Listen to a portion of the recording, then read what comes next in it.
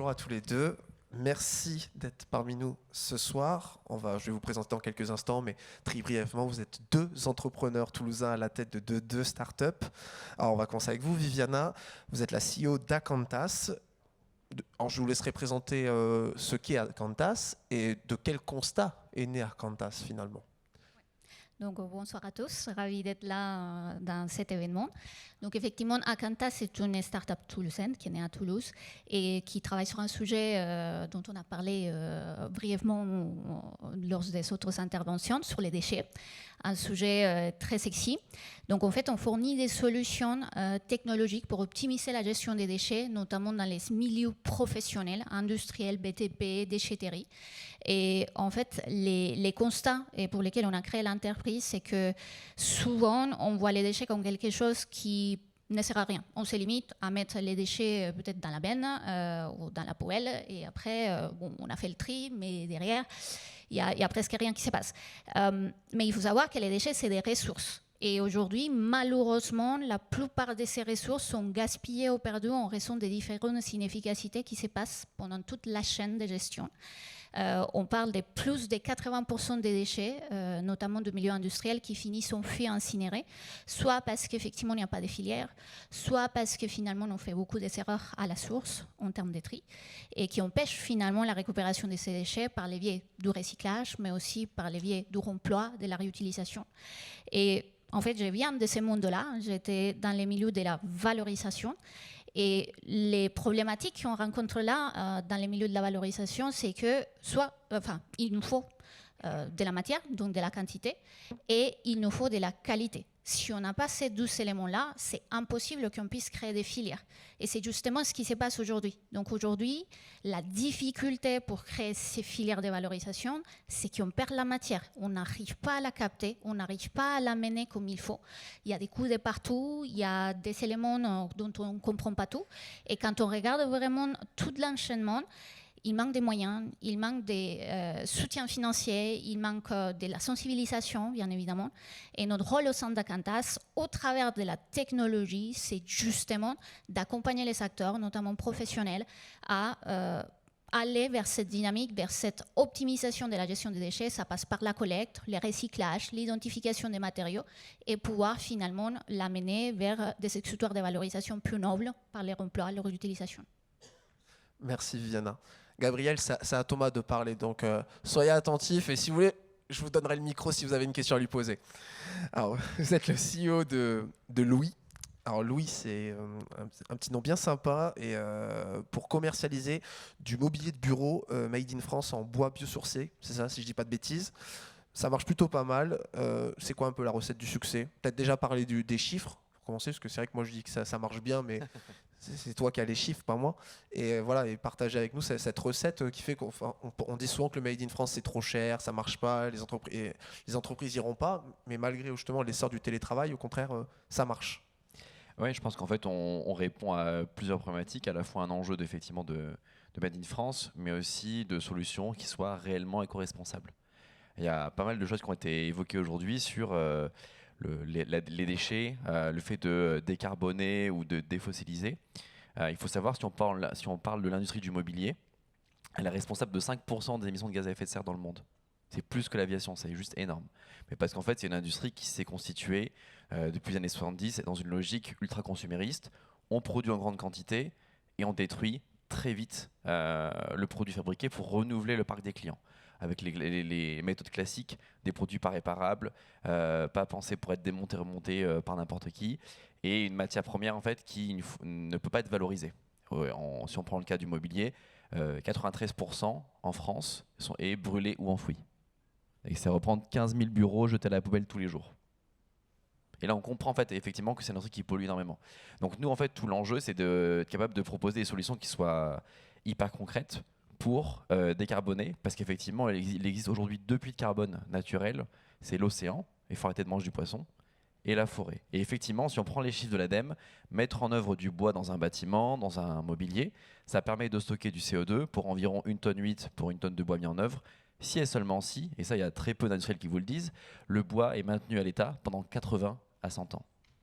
Ça veut dire qu'un bureau Louis, si on prend notre exemple, il est pensé pour que la matière vive pendant 80 à 100 ans. Ça veut dire que, et c'est exactement ce que vous disiez, tout l'enjeu, c'est d'être capable de fabriquer localement, récupérer et remettre à neuf, et ne pas aller vers du recyclage. Et en fait, tout le défi, c'est de réussir à sortir de ce qu'on a mis à la tête des gens, à savoir recycler. C'est bien, recycler en aucun cas la solution.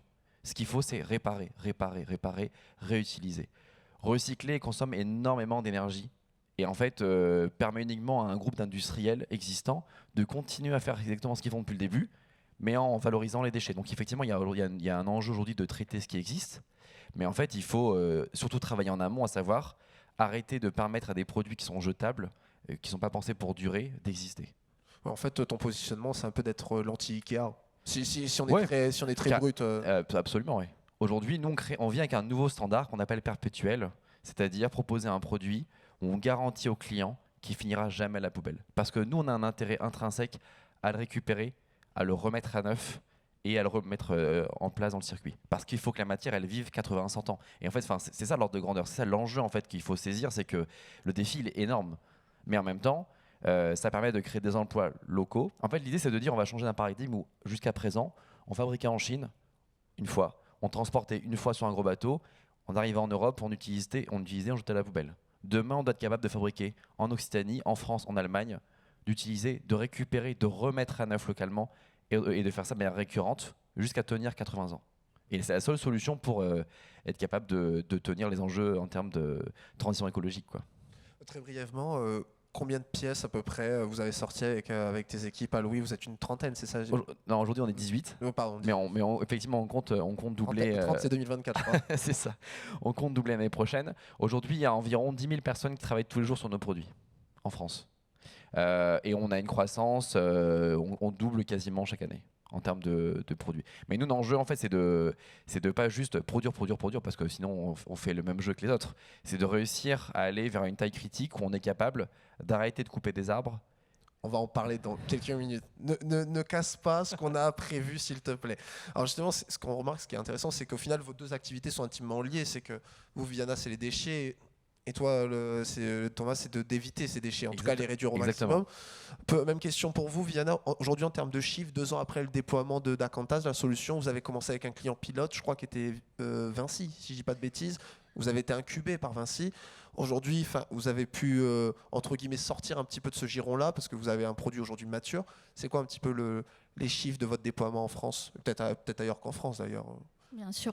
Donc effectivement, depuis qu'on a commencé, on a commencé nos activités en 2021. On a suivi les parcours un peu typiques de tous les startups, à mettre en place des pilotes d'époque, qu'on appelle dans les milieux technologiques, avec des grands acteurs, donc Vinci, effectivement, mais également Veolia, Suez, Bouygues Travaux Publics, avec qui on travaille actuellement.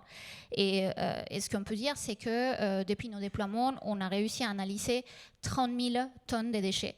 Et de ces 30 000 tonnes, on a réussi à sauver de l'enfouissement environ 5 à 7 %. Et ces 5 à 5 %, c'est qu'aujourd'hui, comme on l'a dit tout à l'heure, on met presque tout à la benne.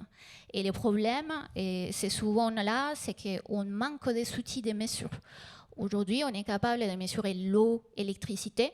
Ça nous aide à prendre des décisions. Mais lorsqu'on parle des déchets, là, on est plutôt limité dans ce qu'on a pour agir, pour prévoir et anticiper. Et lorsqu'on met en place effectivement les solutions Acantas, c'est justement pour avoir de la matière, pour prendre des décisions, pour changer des habitudes, pour justement minimiser les déchets, trouver ce qui peut être réutilisable et réemployable et les détourner pour, admettons, recycler, mais également réemployer, réutiliser et finalement aller vers cette chaîne virtuose d'économie circulaire. Donc en fait, effectivement, on voit à la fois qu'on arrive à récupérer de la matière, mais également en termes logistiques, il y a aussi un gain depuis qu'on a mis en place avec la réduction des transports aussi. Transporter une veine vide, c'est pas très intéressant en termes d'empreinte carbone. Donc effectivement, on voit aussi un levier là-dessus. On a réussi à économiser aussi à peu près 20% de transport. Il faut savoir que les secteurs de déchets a un impact aussi au niveau du transport. Et voilà. C'est quoi votre modèle économique à Acantas? Vous vendez, c'est un abonnement dans votre solution, ou est-ce que vous prenez la main un moment justement sur les déchets que vous sauvez de l'enfouissement? Et au final, vous vendez cette matière par exemple du bois à Louis. Enfin voilà, est-ce qu'il y a un moment, est-ce qu'il y a ce jeu de sommes positives au final qui s'accumulent pour développer votre chiffre d'affaires? Alors effectivement, nous avant tout, c'est une solution digitale, mais il faut sortir de cette notion qu'on quoi c'est digital, on la met en place et on oublie l'utilisateur. Nous, on est plutôt dans une dynamique d'accompagnement au changement aussi. Comme on parlait, changer c'est dur, il faut accompagner, mais il faut également promouvoir des nouvelles habitudes, des nouveaux comportements. Et donc oui, c'est un abonnement, mais aussi c'est l'accompagnement vers trouver de nouvelles filières, vers faire des partenariats avec des acteurs comme lui, comme d'autres acteurs qui finalement ont besoin de gisements, des matériaux et qui peuvent transformer ces matériaux-là en nouveaux produits, en énergie ou en différents types d'alternatives. Et donc, on est plutôt dans cet accompagnement-là vis-à-vis de nos solutions et donc vis-à-vis du changement des entreprises. Merci beaucoup, Viviana.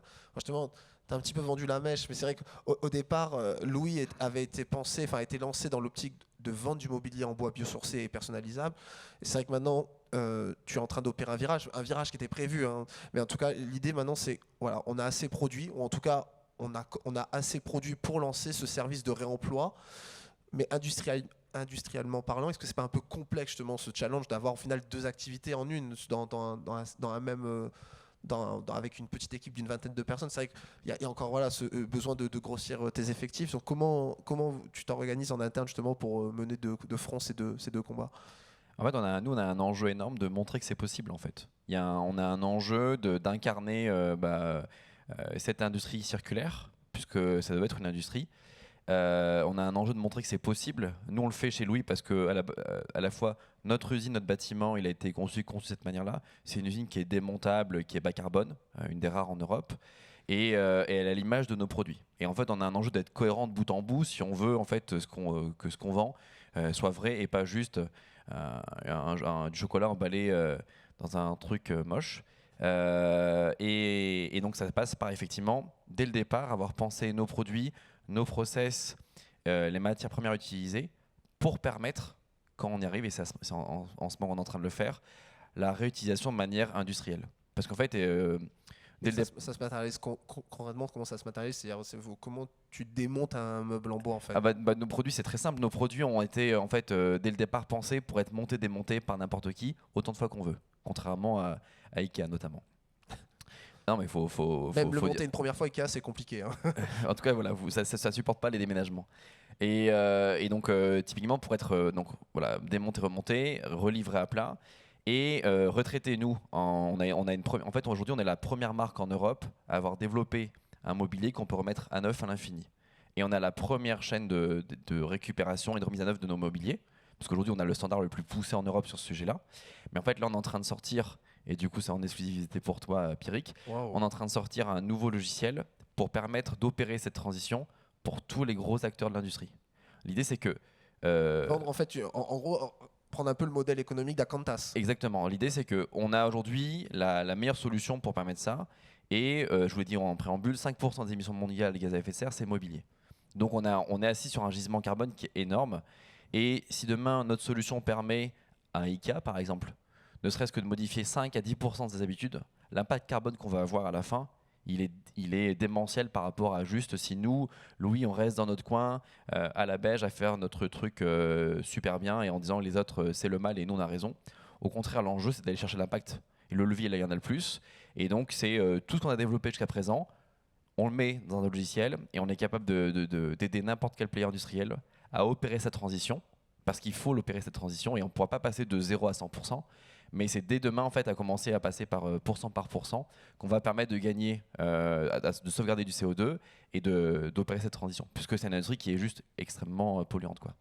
Et t'as pas peur d'être mangé par des gros justement qui ont beaucoup plus de moyens financiers que toi, sans être méchant, c'est pas le combat mais au final on en revient un peu à cette problématique, c'est souvent le combat des petits contre les gros dans cette course à l'innovation. C'est une bonne question. Aujourd'hui par exemple nos produits sont en concurrence effectivement avec les leaders du marché, avec les Steelcase et les Liquinarps. Aujourd'hui, en étant 18 à Toulouse, on vend et on gagne des marchés contre ces gros players. C'est vraiment, nous, nos concurrents, c'est cela. Donc déjà, de base, on sait qu'on a un produit une solution en tout cas qui est cohérente.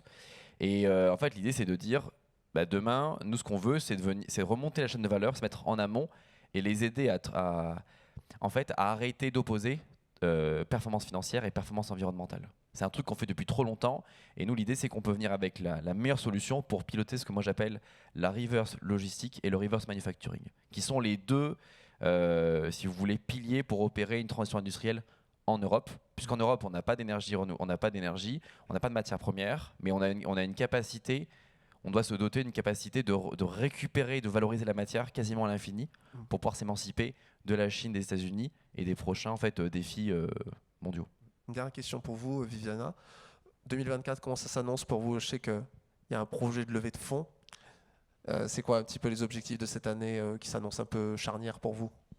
Alors effectivement, on est en train de clôturer une levée de fonds. On connaît effectivement une croissance beaucoup plus importante depuis qu'on a démarré. On est sur la phase de finalisation de cette levée de fonds. On compte la finaliser sur les janvier, février de l'année prochaine. Les enjeux pour nous, bien évidemment, ça va pouvoir être de déployer sur les territoires nationaux nos solutions pour permettre justement d'optimiser de plus en plus la gestion des déchets, pour favoriser justement la valorisation de notre mission au sein d'Acantas. Et on croit fortement à ça, c'est que 100% des déchets qui existent, ce n'est pas des déchets, c'est des matériaux et on peut réussir à les récupérer si on agit vraiment à la source. Donc c'est notre mission d'apporter justement ces solutions. Donc on a des ambitions, bien évidemment, de déploiement à l'échelle nationale avec des grands acteurs avec lesquels on travaille actuellement, mais également international. Donc on a des premiers projets qui se profilent en Italie et en UK et on espère effectivement pouvoir aboutir de manière satisfaisante pour les années à venir. Et le mot de la fin sera pour toi, Thomas, même question. Je sais que toi aussi, tu es en pleine levée de fonds. Bah nous effectivement on vient de closer une première tranche et en fait on a eu de par les nouveaux outils, enfin la nouvelle solution qu'on est en train de déployer en ce moment, on a énormément de demandes et en fait on a eu il y a un changement de modèle économique concrètement, c'est ça? En fait alors oui, et ça vient s'ajouter en fait par rapport à ce qu'on a déjà fait. L'idée c'est qu'on ne veut pas en fait avoir l'un sans l'autre, puisque notre expertise, notre crédibilité, elle vient de notre maîtrise, de la part de notre maîtrise de notre outil industriel qu'on a développé. Aujourd'hui on a les process les plus poussés en Europe sur ce truc là. Et donc là, on est en train on a pas mal de propositions pour en fait faire un deuxième tour plus conséquent et justement se doter de moyens. Et moi, mon enjeu, c'est aussi d'en parler ce soir, c'est que à Toulouse, enfin en toute métropole, mais aussi dans la région Occitanie, on a une grosse culture de l'aéronautique. Et on a parlé d'impact, de solutions à impact, etc. Nous, on est des rares startups en France à pouvoir prouver qu'on produit de l'impact et qu'on est en termes de tonnes de CO2 stockées. Et quand on va challenger nos projets auprès des fonds à impact, et ben en fait on se rend compte que l'impact il est un peu loin, quoi. Le BP impact il est très très loin et qu'on revient sur les mêmes chiffres, etc. Et moi je suis aussi représentant depuis novembre d'Impact France pour l'agence Occitanie. Donc aussi mon job pour Impact France, ça va être de travailler avec la métropole de Toulouse pour faire évoluer les cahiers des charges, puisque l'enjeu en fait, et je pense que c'est l'enjeu des collectivités, c'est que les cahiers des charges favorisent les solutions comme les nôtres qui permettront demain d'avoir un monde vivable, pas juste heureux, mais juste vivable. On s'appelle demain. Avec plaisir. Merci beaucoup à tous les deux, on peut les applaudir. Boris, je vous invite à reprendre le fil de la cérémonie avec votre invité Sylvain Vidal pour la prochaine. Moi, je ne savais pas que c'était une cérémonie, merci beaucoup. Et ben, effectivement, je reçois Sylvain Vidal, délégué régional EDF Occitanie. Venez communier, Sylvain.